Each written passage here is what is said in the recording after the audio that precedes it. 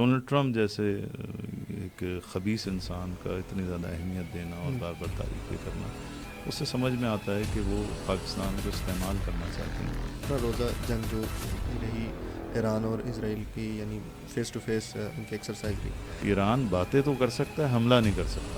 27ویں آئینی ترمیم ایک ایسی کاری ضرب ہے پاکستان کے اوپر، پاکستان کے کانسٹیٹیوشن کے اوپر اور پاکستان کی سالمیت کے اوپر۔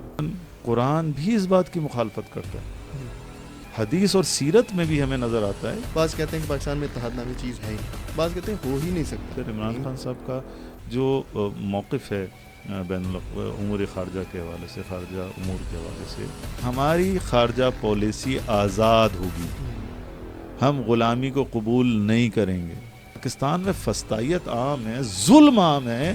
ایک عالم دین علامہ راجہ ناصر جیسا ایک غیرت مند انسان کیسے برداشت کر سکتا ہے کہ ملک میں ظلم ہو اور ہم خاموش رہیں؟ لیکن ہر کچھ عرصے بعد ایک نیا فتنہ کریٹ کیا جاتا ہے اور اختلاف ایجاد کیا جاتا ہے۔ اعوذ باللہ من الشیطان الرجیم، بسم اللہ الرحمن الرحیم۔ السلام علیکم ورحمۃ اللہ وبرکاتہ۔ دنیا میں ہونے والے تحولات، مملکت خدا داد پاکستان کے اندر ہونے والے سیاسی، داخلی و خارجی امور، حالات حاضرہ اور پاکستان اور دنیا بھر کے جتنے بھی معاملات ہیں، ان پہ ہونے والے تبصرے، ان پہ ہونے والی خبریں، ان پہ ہونے والے تجزیے، تمام کو انشاءاللہ آج ہم جمع کریں گے اور چند سوالات پیش کریں گے۔ آج ہمارے ساتھ الولایا اسٹوڈیو میں موجود ہیں پاکستان کی مشہور و معروف علمی، مذہبی، سیاسی شخصیت، وائس چیئرمین مجلس وحدت المسلمین پاکستان، حجت الاسلام المسلمین، علامہ سید احمد اقبال رضوی صاحب۔ السلام علیکم ورحمۃ اللہ۔ السلام علیکم۔ سب سے پہلے الولایا میڈیا ٹیم کی جانب سے آپ کو خوش آمدید کہتے ہیں۔ شکریہ۔ کوم المقدسہ کی سرزمین پہ بھی خوش آمدید کہتے ہیں اور آپ کو اسٹوڈیو میں بھی خوش آمدید کہتے ہیں۔ انتہائی ممنون، مشکور ہے کہ آپ نے اپنا انتہائی قیمتی وقت ہمیں عنایت فرمایا اور تاکہ ہمارے آڈینس اور ہم استفادہ کر سکیں۔ کیونکہ آپ کا قیمتی وقت ہے اور آپ کا وقت ضائع کیے بغیر ہم سوالات کی جانب جاتے ہیں۔ پہلے ذرا انٹرنیشنل موضوعات پہ ہم سوال کریں گے۔ پہلا سوال یہ ہے کہ آج کل جو بہت زیادہ زیر بحث ہے کہ ابراہیم اکارڈ، ایک تو یعنی یہ ہے کیا، دوسرا آیا پاکستان کو اس ابراہیم اکارڈ میں جانا چاہیے یا نہیں جانا چاہیے، اور تیسرا اسی سے کیونکہ ریلیٹڈ سوال ہے کہ جو آج کل بحث چل رہی ہے اور ایم کے چیئرمین حجت الاسلام والمسلمین علامہ راجہ ناصر عباس جعفری صاحب نے سینٹ میں بھی یہ کہا کہ پاکستانی فوج کا جو غزہ جانے کے بارے میں ایک نیریٹو بنایا جا رہا ہے پاکستان میں، ان تینوں چیزوں کو آپ کیسے دیکھ رہے ہیں؟ جی، بسم اللہ الرحمن الرحیم۔ شکر گزار ہیں آپ کے۔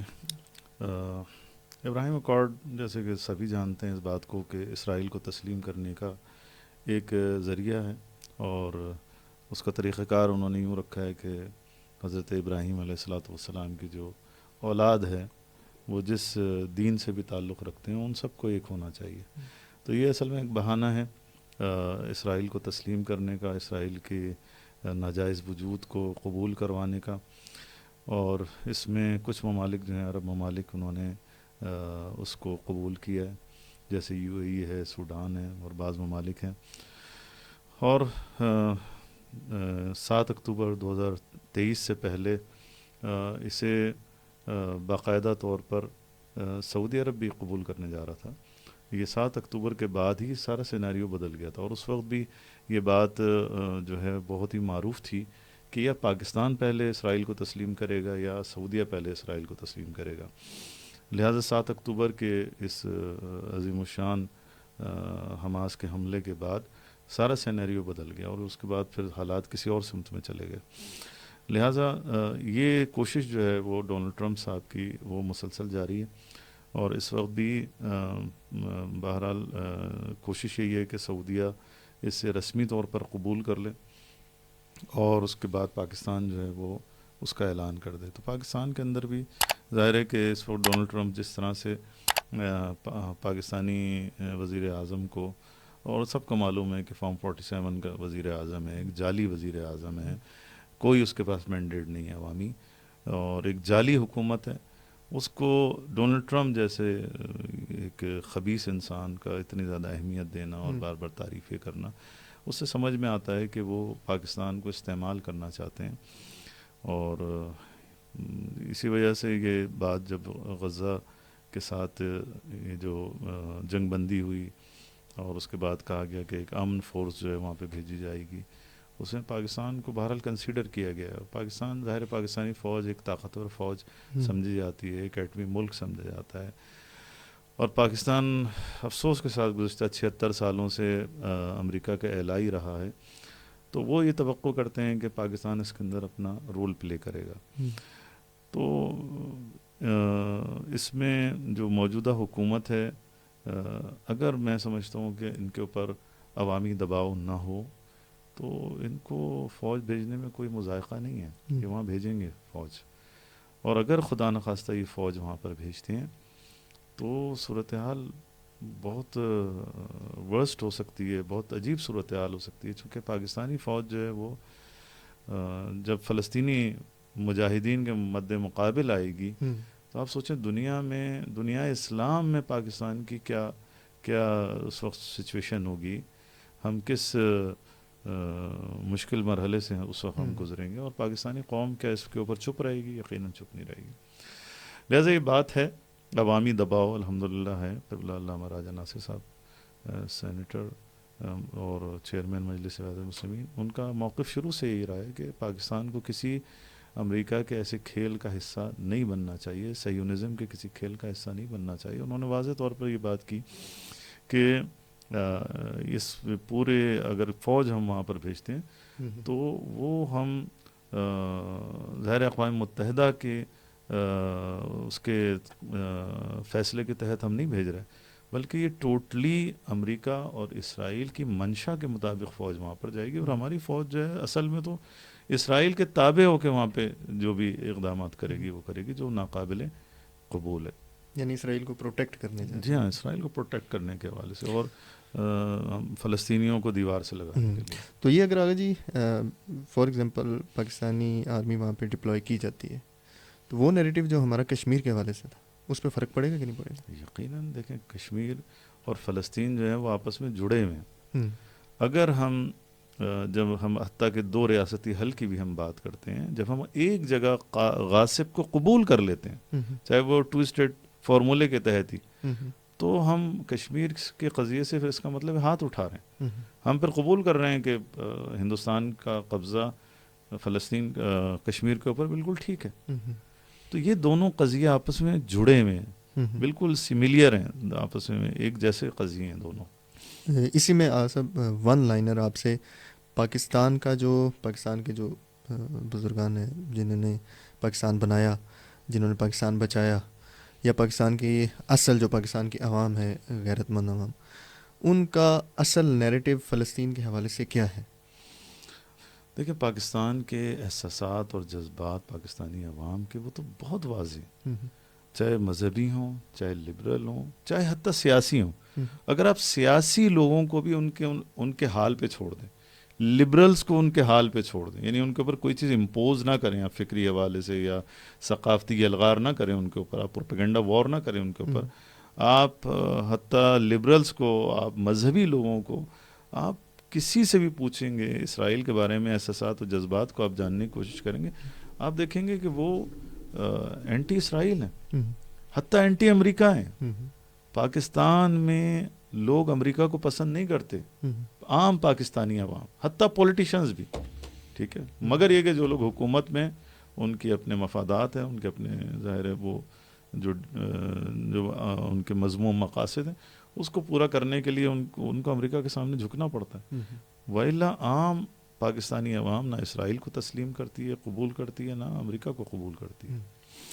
آپ پاکستان میں واحد چند ان یعنی مذہبی اور سیاسی رہنماؤں میں سے ہیں جو گراؤنڈ لیول سے موجود رہتے ہیں، کارکنان کے درمیان موجود رہتے ہیں.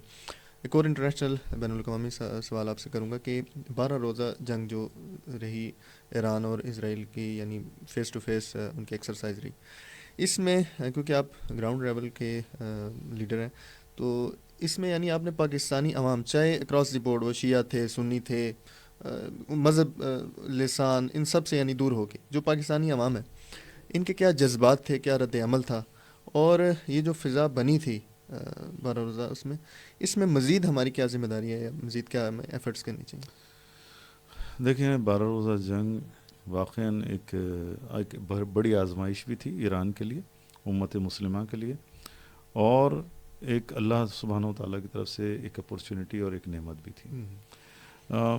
اس سے پہلے تک اسرائیل کو یہ باور نہیں تھا کہ کوئی اسٹیٹ میرے خلاف اتنا بڑا حملہ کر سکتا ہے, کوئی اسٹیٹ جو ہے ہمارے خلاف اتنے بڑے اقدام کر سکتی ہے, ہمارے پر جنگ مسلط کر سکتی ہے اور جواب دے سکتی ہے. وہ سمجھتے تھے کہ ہم جو چاہیں گے کریں گے اور سامنے والا ہمیں کوئی کچھ نہیں کر سکتا. اور یہ پرسیپشن تقریباً امت مسلمہ کے اندر بھی تھا, پاکستان کے اندر بھی تھا کہ بھئی ایران باتیں تو کر سکتا ہے, حملہ نہیں کر سکتا. تو الحمدللہ جب یہ ہوا, اسرائیل نے جنایت کی, اس کے جواب میں پھر جب ایران نے حملہ کیا اور منہ توڑ جواب دیا, تو اس سے پاکستانی عوام میں اتنا یہ خوشی کی لہر دوڑ گئی. اور آپ نہ صرف پاکستان, آپ دیکھیں پوری امت مسلمہ, اور نہ صرف امت مسلمہ بلکہ یورپ امریکہ کے گورے بھی جو ہیں وہ اتنے خوش تھے, جو لوگ اینٹی اسرائیل ہیں, کہ ایران نے گویا ہماری ترجمانی کی, ہمارے احساسات و جذبات کی ترجمانی کی ہے. لوگ بہت خوش تھے, پوری دنیا کے اندر بہت خوش تھے. تو پاکستانی میں ظاہر ہے چونکہ ان کے احساسات اسلام کے ساتھ ہیں, فلسطینیوں کے ساتھ ہیں, وہ سب بہت خوش تھے. اور ایک بہت اچھی فضا جو ہے پاکستان کے اندر دیکھنے میں آئی, محبت کی فضا, اتحاد کی فضا. ایران کے خلاف جو پروپیگنڈا تھا اس کو بہت زیادہ وہ لوگ جو ہیں ان کو دھچکا لگا. تو میں بتاؤں پاکستان, دیکھیں پاکستانی قوم ایران سے بھی بڑی محبت کرتی ہے, لیکن بس کچھ قوتیں ہیں کہ جو ایران اور پاکستان کے تعلقات کو ہمیشہ کشیدہ دیکھنا چاہتی ہیں.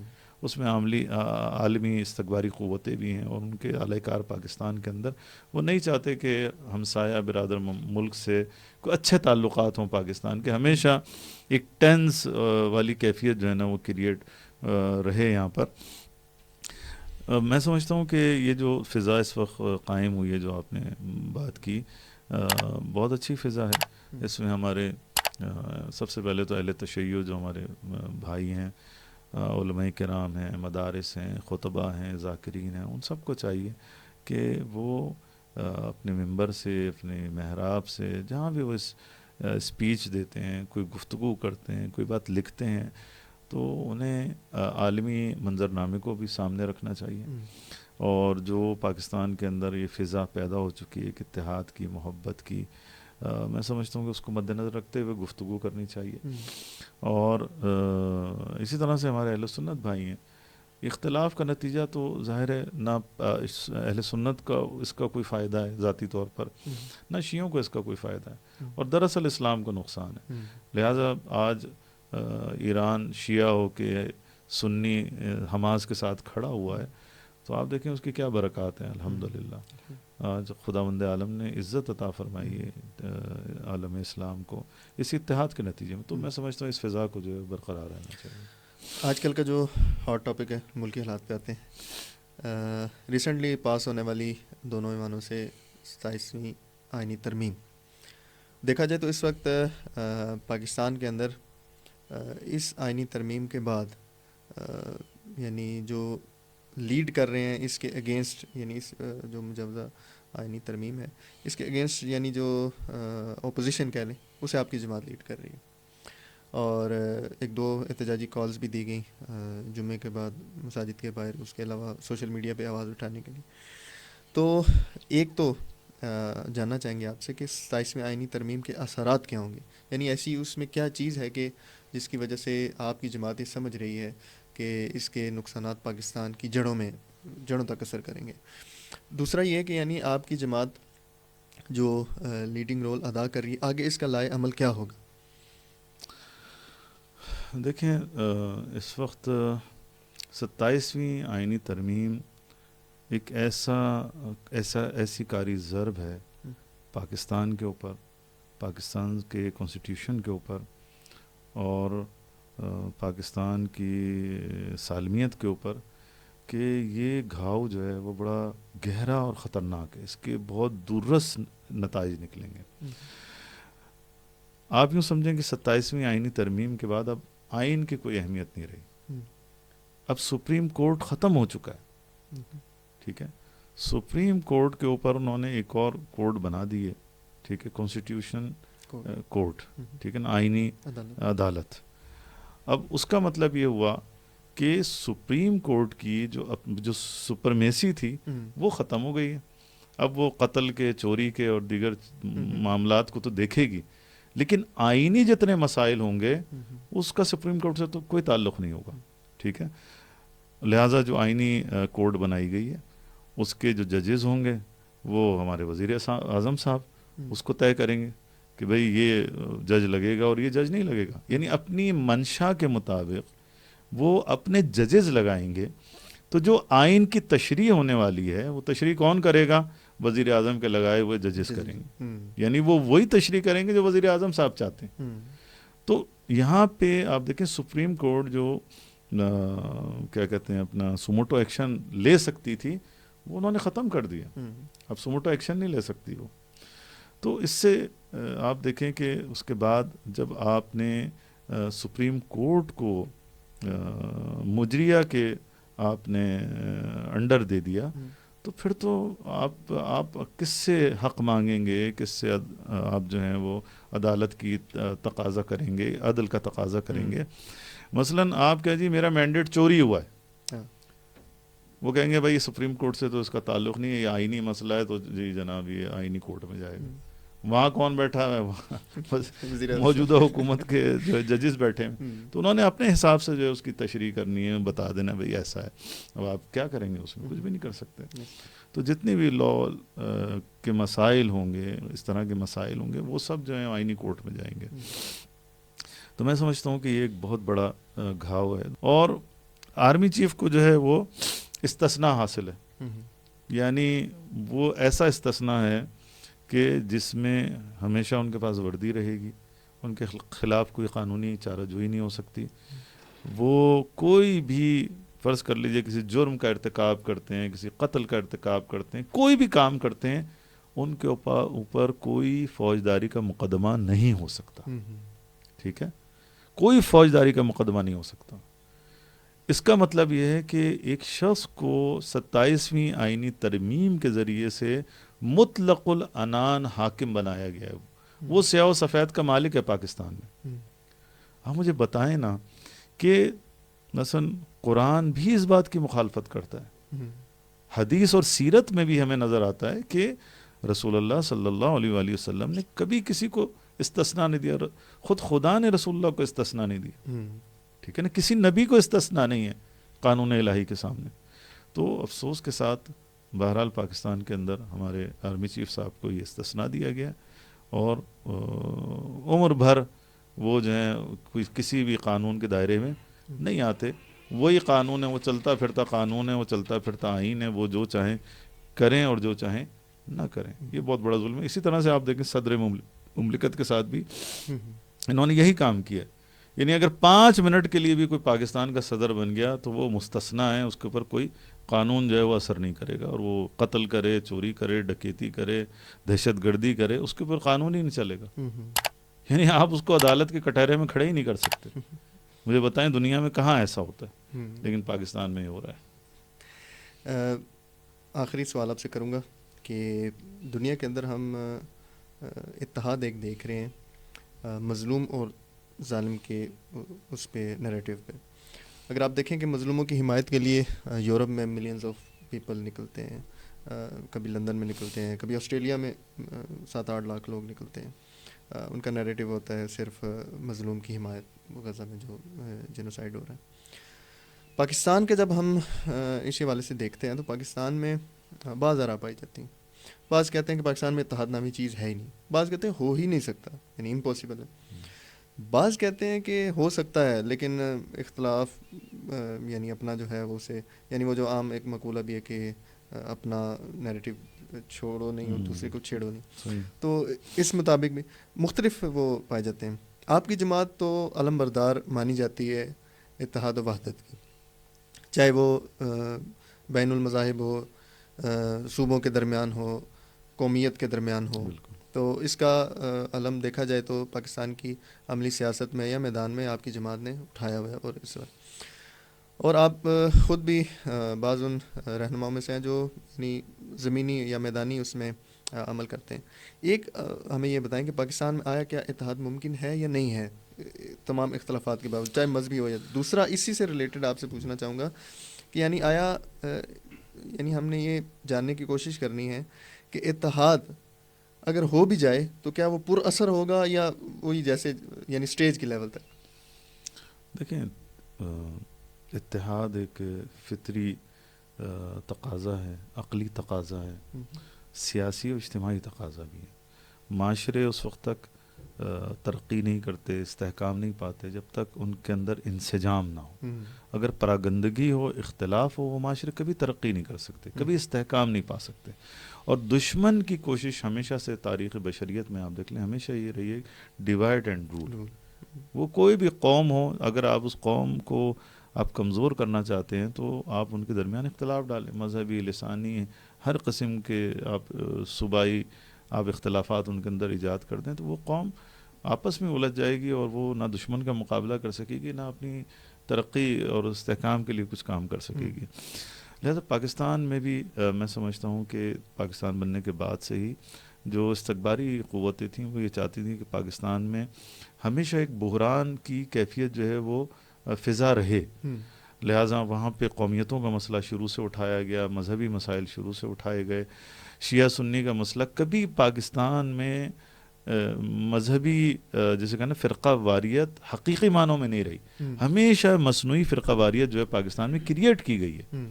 وَإِلَّا آپ دیکھیں پنجاب میں آپ چلے جائیں، سندھ میں آپ چلے جائیں، آپ مختلف جگہوں پہ کے پی میں آپ چلے جائیں، ایک ہی خاندان میں ایک بھائی شیعہ ہے، ایک بھائی سنی ہے. یعنی ایک نوجوان کے ایک چاچو سنی ہے، ایک چاچو شیعہ ہے، ٹھیک ہے نا، وائف سنی ہے، شوہر شیعہ ہے یا برعکس ہے.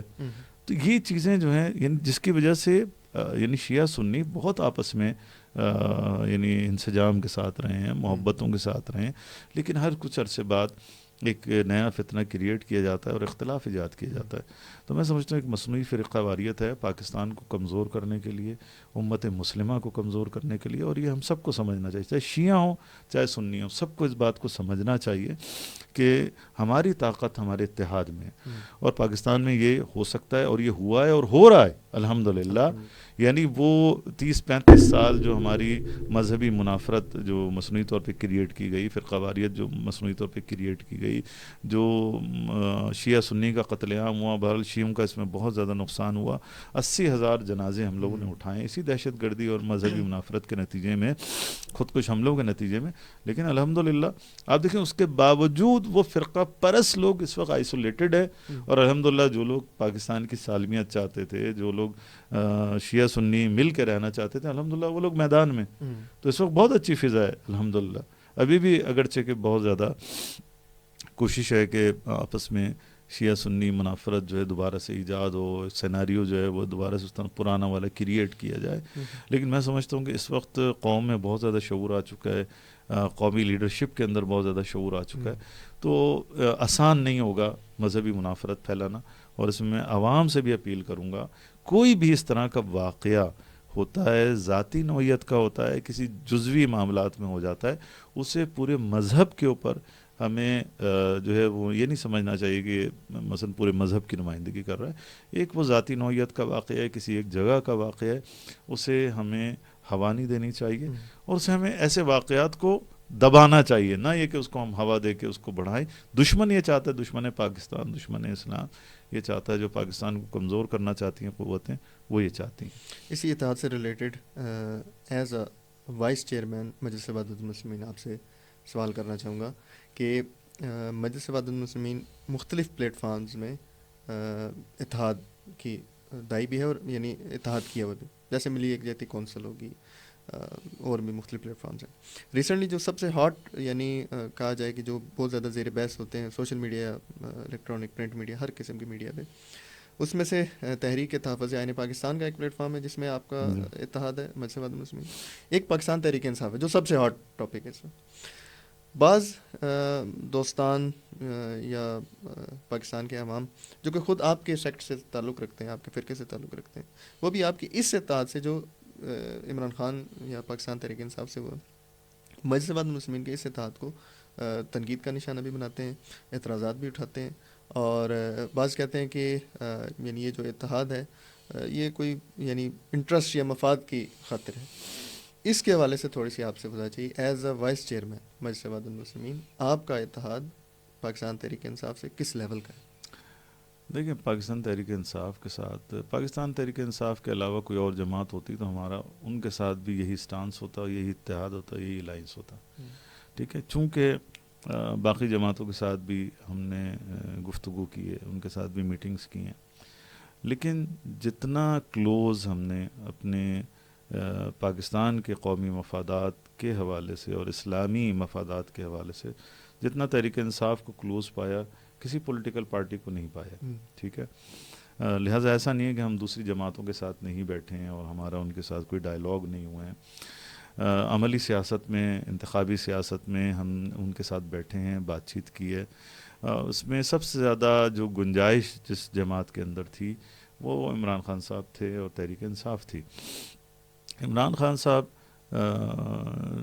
نے 2013 سے اور 14 سے ہمارا جو ہے وہ آپس میں ایک جو ہے وہ آپس میں ایک رابطہ جو ہے وہ شروع ہوا، اور وہاں سے ہوتے ہوتے پھر 2013 کے انتخابات، پھر 2015 کے انتخابات جی بی کے، پھر 2018 کے انتخابات قومی انتخابات، پھر 2020 کے انتخابات جی بی کے. تو یہ ایک ہمارا بہت ایک طویل جو تجربہ ہے ایک جماعت کے ساتھ جو ہے وہ چلتا چلا آیا. پھر عمران خان صاحب کا جو موقف ہے بین امور خارجہ کے حوالے سے، خارجہ امور کے حوالے سے، میں سمجھتا ہوں کہ وہ بہت مناسب ہے. آپ دیکھ لیں باقی جو جماعتیں ہیں، سیاسی جماعتیں، وہ تو بالکل غلامانہ ان کا انداز ہے، اور وہ وہی شرم الشیخ میں ہاں جو شرم الشیخ میں بھی آپ دیکھ چکے، ملاحظہ کر چکے ہیں، بالکل یہی تقریباً باقی تمام جماعتوں کا یہی حال ہے. یعنی نوکرانہ غلامانہ انداز سے امریکہ کے سامنے کھڑے ہونا، بیہیو کرنا، ایک بالکل ایک جسے کہیں کہ استکباری قوت کے سامنے بالکل ایک پست ملک کے طور پر اور اس طرح کی نمائندگی کرنا.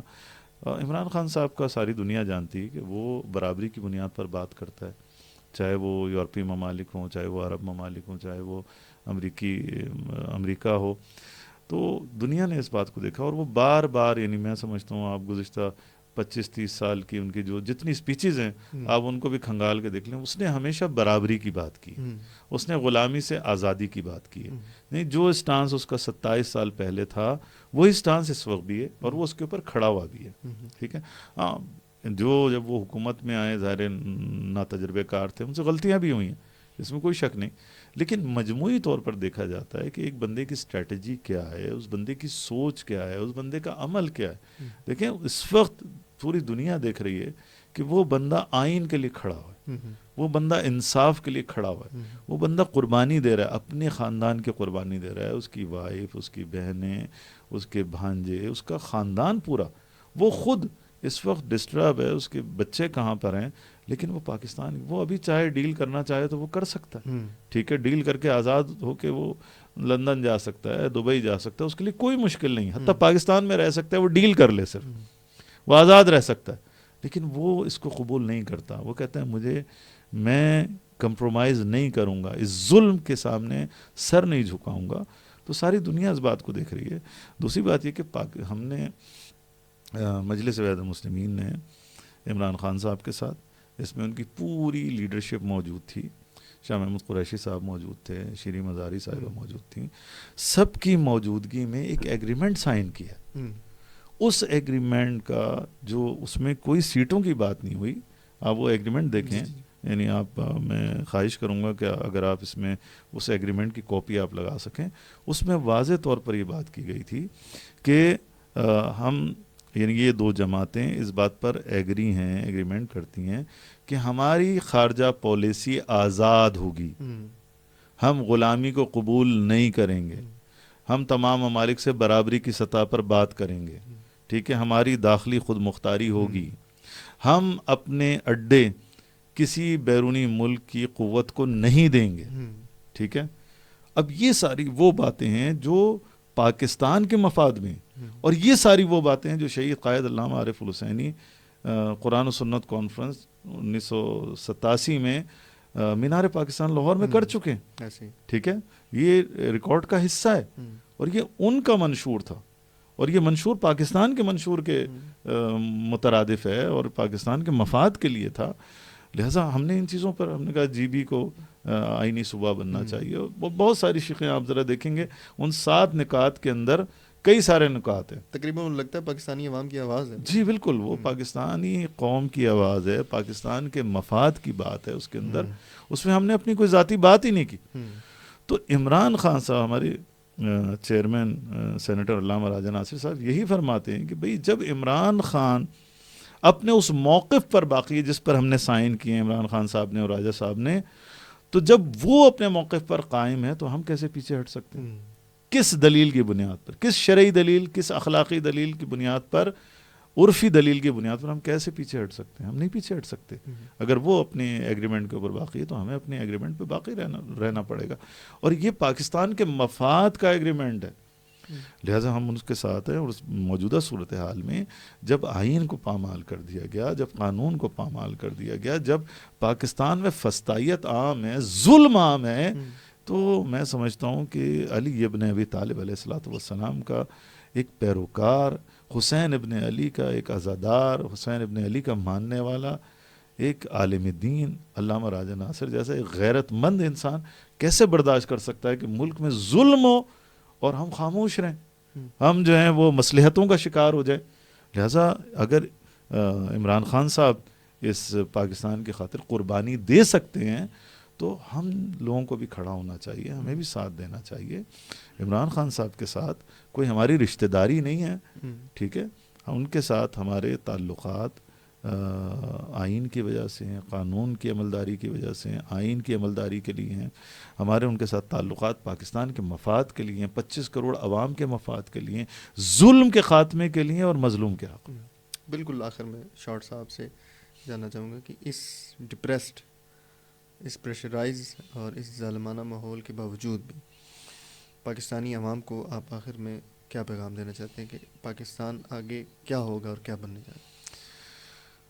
دیکھیں، پاکستانی قوم ماشاءاللہ بہت زیادہ شعور رکھتی ہے، اور میں سمجھتا ہوں کہ عمران خان صاحب کی اس پوری تحریک کا جو ایک بہت خوبصورت نتیجہ ہے وہ یہ کہ پاکستانی قوم میں جو 75 سالوں میں جو شعور نہیں آیا تھا، عمران خان صاحب نے وہ شعور دیا. اور اس میں میں اپنی قیادت چیئرمین علامہ راجہ ناصر صاحب کو بھی کریڈٹ دوں گا کہ انہوں نے اس میں عمران خان صاحب کا بھرپور ساتھ دیا، اور یہ شعور پھیلانے میں شیعہ ہوں یا سنی ہوں، اس میں راجہ صاحب کا ایک بہت بڑا اور کلیدی کردار ہے الحمدللہ. جو جس موقف کے ساتھ وہ اس وقت کھڑے ہوئے ہیں، جس طرح سے وہ روشن گری کر رہے ہیں، جس طرح سے وہ اس وقت ایک اصولی بات کرتے ہیں، لوگوں کو بڑے اچھے انداز سے سمجھاتے ہیں. میں سمجھتا ہوں کہ پاکستانی قوم میں بہت زیادہ شعور بڑھ چکا ہے، لیکن شعور بڑھنے کے ساتھ ساتھ تھوڑا سا جرأت کرنے کی ضرورت ہے، قربانی کے جذبے کی ضرورت ہے. آپ دنیا میں دیکھیں اس وقت انقلابات آ رہے ہیں. ٹھیک ہے. ایک چھوٹی سی بات کے اوپر دنیا میں انقلاب آ رہا ہے. تو میں سمجھتا ہوں پاکستان میں تو آئین پامال کر دیا گیا، ظلم کیا گیا، انسانی حقوق پامال کر دیے گئے، عورتوں کے ساتھ جو بے حرمتی ہو رہی ہے پاکستان کے اندر جو کی گئی ہے وہ پاکستان کی 76 سالہ تاریخ میں کبھی ایسا نہیں ہوا. لہٰذا میں گزارش ہے میری تمام پاکستانی قوم سے، پاکستانی ملت سے، زعماء سے، مذہبی جماعتوں سے، سیاسی جماعتوں سے، یہ وقت اختلافات کا نہیں ہے. جو پاکستان کی اس وقت صورتحال ہے اس میں ہم سب کو مل کر قیام کرنا پڑے گا، آئین کی خاطر، جمہوریت کی خاطر. یہ ڈکٹیٹرشپ جو اس وقت پاکستان میں نافذ کر دی گئی ہے، جیسے فوجی جمہوریت کہہ لیں آپ، ٹھیک ہے، تو یہ فوجی جمہوریت جو اصل میں آمریت ہے، سامنے جمہوریت ہے، پیچھے آمریت ہے، جسے فوجی جمہوریت کا نام دیا گیا ہے، یہ سراسر آئین کے خلاف ہے، سراسر شریعت کے خلاف ہے، آمریت شریعت کے خلاف ہے. فوجی نظام یہ شریعت کے خلاف ہے. ٹھیک ہے. شہید قائد علامہ عارف الحسینی مفتی جعفر صاحب، آپ دیکھ لیں ان کے بیانات اٹھا کر دیکھ لیں، انہوں نے ضیاء الحق کی آمریت کے مقابلے میں جمہوریت کی حمایت کی تھی، اور صاف انہوں نے کہا تھا کہ آمریت شریعت کے خلاف ہے، اسلام کے خلاف ہے. دونوں کے بیانات ہیں. انہوں نے اپنی تحریک میں اس کو باقاعدہ جو ہے وہ ٹارگٹ کیا تھا. لہذا پاکستان میں ہم جو جمہوریت ہے اس کو بحالی چاہتے ہیں. پوری پاکستان کی 25 کروڑ عوام کو کھڑا ہونا پڑے گا، قیام کرنا پڑے گا، قربانی دینی پڑے گی. قربانی دیے بغیر ملکوں میں کوئی تبدیلی نہیں آتی، کبھی انقلاب نہیں آتا. نہایت ممنون و مشکور ہیں کہ آپ نے اپنا انتہائی قیمتی وقت ہمیں عنایت فرمایا، اور الولاء میڈیا ٹیم کی جانب سے آپ کے نہایت ممنون و مشکور ہیں. انشاءاللہ جب بھی آپ کبھی ادھر آیا کریں گے تو ہم انشاءاللہ آپ سے استفادہ کیا کریں گے. بہت شکریہ. تمام ناظرین سے ہم رخصت چاہیں گے. انشاءاللہ نئے موضوعات پہ دوبارہ الولاء میڈیا ٹیم کی جانب سے آپ کی خدمت میں دوبارہ حاضر ہوں گے. السلام علیکم ورحمۃ اللہ وبرکاتہ.